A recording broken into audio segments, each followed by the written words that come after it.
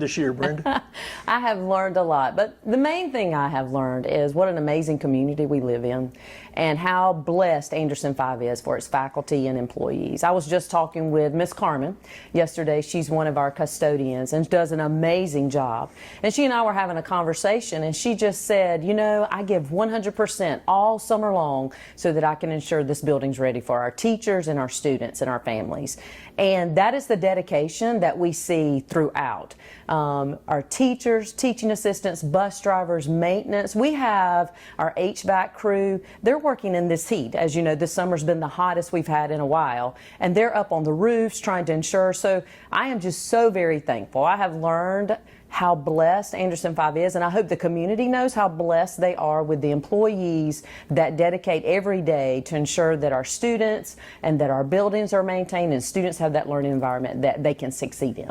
I was looking at our data and looking at where we were COVID and then where we are now, and I am happy to say that we have surpassed our achievement levels in that area. We're very, very close on math, so we are going to continue to look at that. That's been one of our areas where we've been trying to provide interventions, small group, looking at that, and I'll talk a little bit about that with our middle school scheduling in just a moment, but we've done really well. Of course, we can't talk about numbers because they're embargoed, but the preliminary numbers we're seeing, graduation rates going up, we're very excited about that. Our AP scores are really high at both high schools. Very excited about that. Our college and career percentages have increased at both high schools. You know, and that's why we're here. We're here to ensure that when kids graduate, they're college and or career ready. And so seeing the graduation rate go up and the college and career percentage go up, that shows how hard our teachers are working,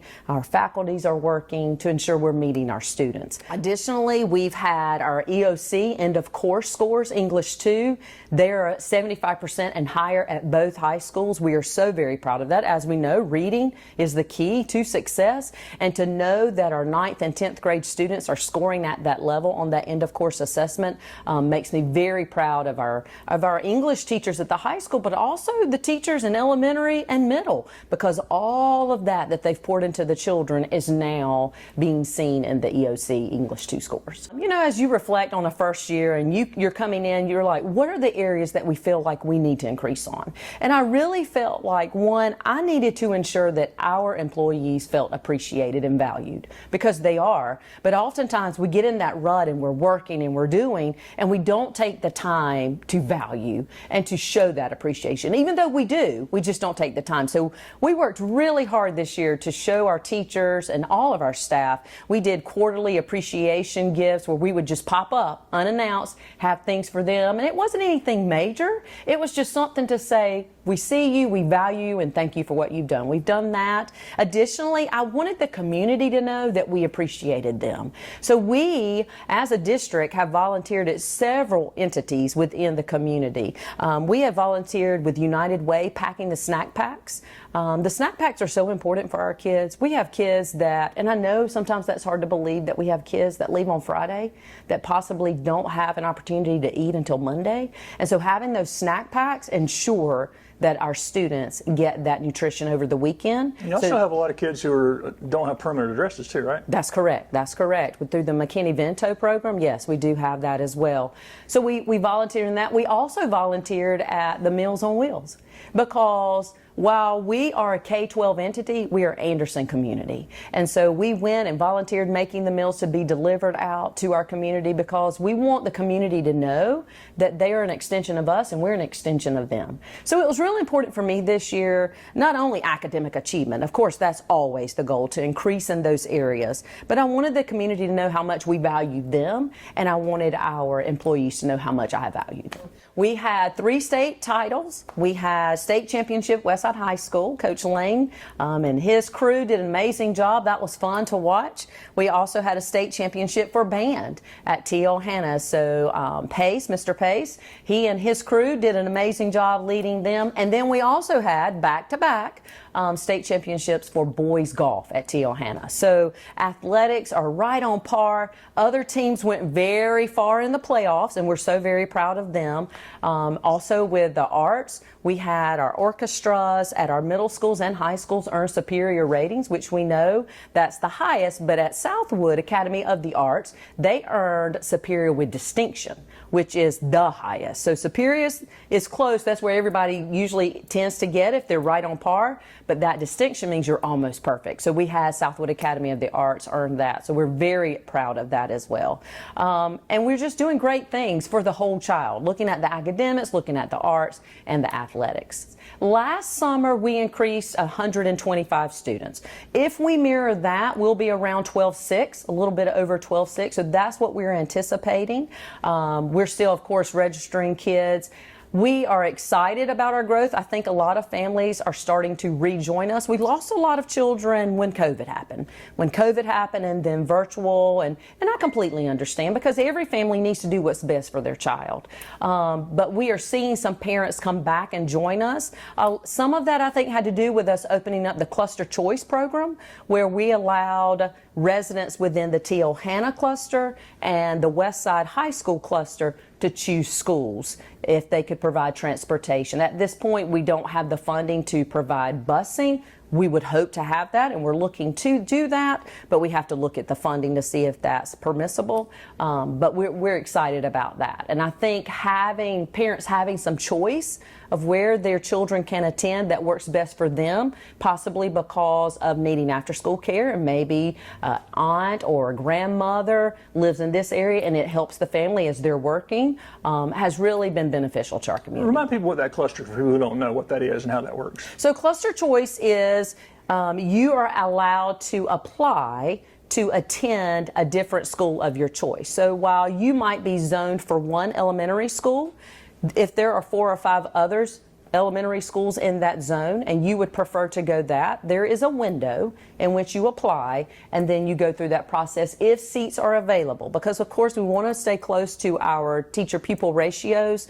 Right now we have those they're a good number. We have between 21 and 19 at our K through 5, and around 24, 25 at 6 through 8 and 9 through 12. So we would never allow children to move in that would push that over, because we want to keep that learning environment sacred. But if space is available, then parents can apply, and if space is available, then they're allowed in. If we have more interest than space available, we do a lottery system. Teohana this past year had 1,998 children, and they are at capacity. We can take children, it's just we're going to have to do some revamping within the building or look to expand up. You know, there are some areas of the hallways that maybe could be 2 levels, looking at that, or possibly purchasing some land. So we're trying to see, we've done a demographic study that shows our projection for the next 2 years. And according to that demographic study, we think it's just going to be very stable, not going to have like a high jump of enrollment, but we don't know.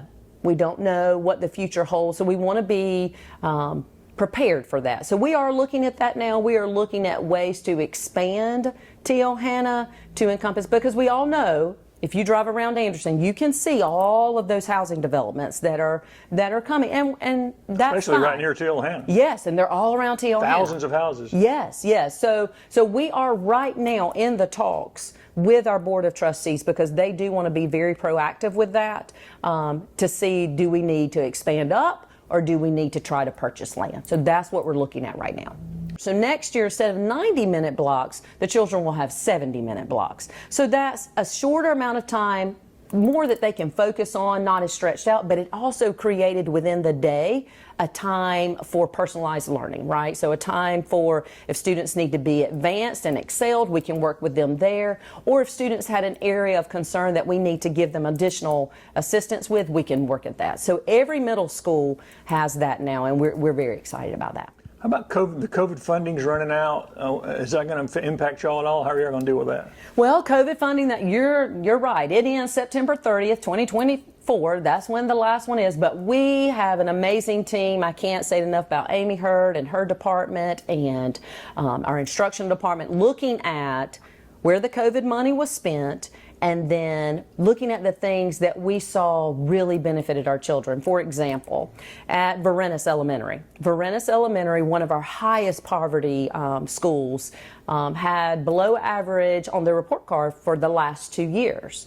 Well, we used the ESSER funding to put additional support staff. We put 6 additional support staff in that school to offer as interventionists. 2, because it's a 3rd through 5th grade school. So 2 at each grade level to really work with children, identifying the gaps of learning, and then utilizing systems to close those gaps.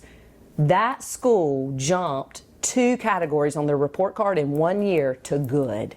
And so we feel like, one, the leadership, Ms. Barr is amazing, does a phenomenal job of creating a culture of intentionality, high expectations, but that, along with that additional assistance, caused that achievement level to rise. So because we knew that was of value, we have kept those. And we have kept a few of those for each of the elementary schools. So that was put into the budget.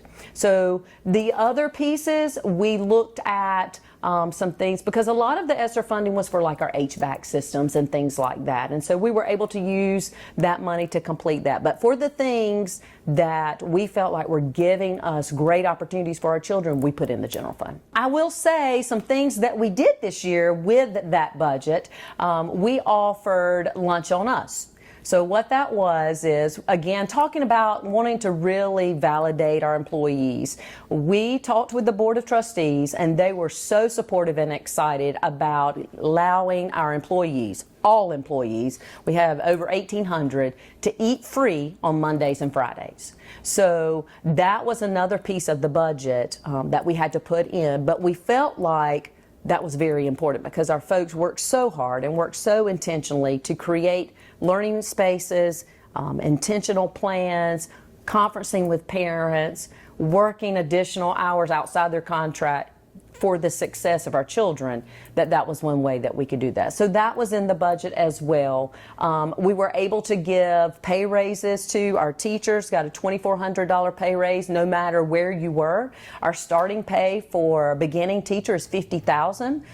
We're very excited about that. That was a goal from us from the very beginning. Weren't sure how we were going to do that because when I started July 1 last year, I looked at the team, and if they were here, they could tell you, I said, we're not raising millage. We're not raising millage. So if we're not raising millage, and I know people have to get pay raises because inflation's going up, cost of living is going up, and they deserve it. They absolutely deserve it. So what we did is we looked at line item by line item, and we started making little cuts here, little cuts there, and we did not cut anything from the schools, because that's where the money should be. So we just started pulling a little bit here and there to ensure that teaching assistants get pay raises. They're getting $1,500, teachers $2,400, and then every employee got a pay raise. We gave a pay raise to the bus drivers more than the state mandated. So we just want our folks to feel and know how much we appreciate them. So the budget work was intense this year, but I'm so proud of it. I'm so proud of the work we've done because we were able to keep our classrooms and our schools fully staffed with the support services they needed to secure success for students. We were able to give pay raises to all of our employees, and we did not have to increase millage. And that helps the county. That helps our folks here. And remember when I talked about how I wanted the community to know that we're an extension of you and you're an extension of us and we value you. And that was what I wanted them to know. I will not raise taxes unless it's just absolutely necessary. We will do everything in our power before we do that. And so I was so proud of us, our team, for looking at this year. It started July 1 last year and it ended Monday with an approved budget, yes. I think because the job is tough, that's why a lot of people are maybe not going into it. But that's my hope, is that the joy and the love we have for children can be shared and shown into our folks, that then it bleeds into the younger generation. What are the things you and the board have identified for the coming year, the challenges, the things y'all would like to see done? So a constantly academic achievement, right? Right now we have 7 schools that scored excellent on the report card, and we have 3 that have scored good. We have 17 schools out of our 21 that are meet the criteria to get a report card. Like Homeland Park's K2, they don't get a report card because it's based on 3rd through 5th. So things like that. West Market's Early Childhood Center, they don't get a report card. So we want all of our schools to be excellent on their report card. So that is what we're striving for. That's a continuous goal, and we'll continue to reach for that. Another area that we're looking at is space. So looking at T.O. Hanna, but also this year we had Parent Engagement Council meetings. That was a first for us, and I thoroughly enjoyed that. We had 3. The first one, parents came and we just told them about the academics. We told them about the report card. We told them about standards. Each parent left. We knew the grade levels their children were in, and each parent left with a packet with specific grade level parent-friendly standards for their child, so that when they left our session, they had tangible pieces to go home, and when they were studying this standard, this is what it says you could do at home. So we felt like that was very beneficial on that piece, them gaining more knowledge about the report card, how the ratings worked, the assessments that were provided to children all throughout the year to get that report card rating, and to give us insight on the learning achievements that we needed to address, the gaps that were happening. But more importantly, it gave us time to talk to our folks. We have 25,000 parents in this district. And so the folks who were able to attend, we had some at lunchtime and some in the evening, so that parents who work different schedule types could come. We were able to talk to them, and we kept hearing from folks that Robert Anderson is large. Robert Anderson is large. It's a great school, and they said that. It's just large. And so we have around 1,100 students at Robert Anderson. The building is built for that capacity. They're not overwhelmed as far as space. It's just the sheer size. So the district has heard that. We've heard that from parents, and we're looking at that. We're looking to see how can we help with that, because even if today we had the land and we had architectural plans to build another middle school, you're looking 3 years down the road, right? And right now's cost is around $70 million. Well, we don't have $70 million and the land. So we're looking at that. We're talking with the board to see. We heard the parents, and we want them to know that we heard you. So we're looking to see what we can do. So that's another goal, is looking at that. Talking about middle school space, and this has been kicked down the road forever. McCants, they've always talking about a new McCants. I guess that's the same challenge: the money and the space and the land and. Yes, that is, and we've looked at building on site at McCants, right? So because the land's ideal. The land's center of town. It's a great location. It's in a neighborhood. It's absolutely great location. So, but you're right. I believe McCants was built in the 1950s, I believe. I could be wrong. Early 60s. Early 60s, okay. So it is needing some updates, because just and it's an open campus. So most of all of our schools now are closed, which is a huge safety factor. So we've had to spend additional money at McCants to ensure that they're safe, because it is an open campus. So yes, we have looked at, the board has looked at, we've actually talked to some architectural firms about what would it take and what would it look like if we built on site. Meaning we would close one section, build a building, then transfer children to that building, close another section, just because we do know that is a great location. So, as you know, was just passed where the state is saying that students will not be allowed to use any type of communication device during the instructional day. I have had the privilege, and I am honored that I've been asked to serve on that committee, so I'll be going tomorrow to Columbia to work with other superintendents around the state and the State Department to look at creating the policy for the state. Once we have that, we'll have a better understanding of what instructional day is. Is instructional day from 8 o'clock until 2:30, bell to bell? Is instructional day just during class periods? So we're going to be looking at that, and once we have that, then we'll come back and make that policy. According to the proviso, it goes fully into effect in January. So we're looking at that. We'll be creating a policy. We will be communicating that with our parents so it's not a shock. Once we get clarification from the state on Thursday, that'll help us to create a policy that is transparent for parents and fully understandable so that everybody knows what we're doing. We are so excited and honored that we were able to honor Chadwick Boseman.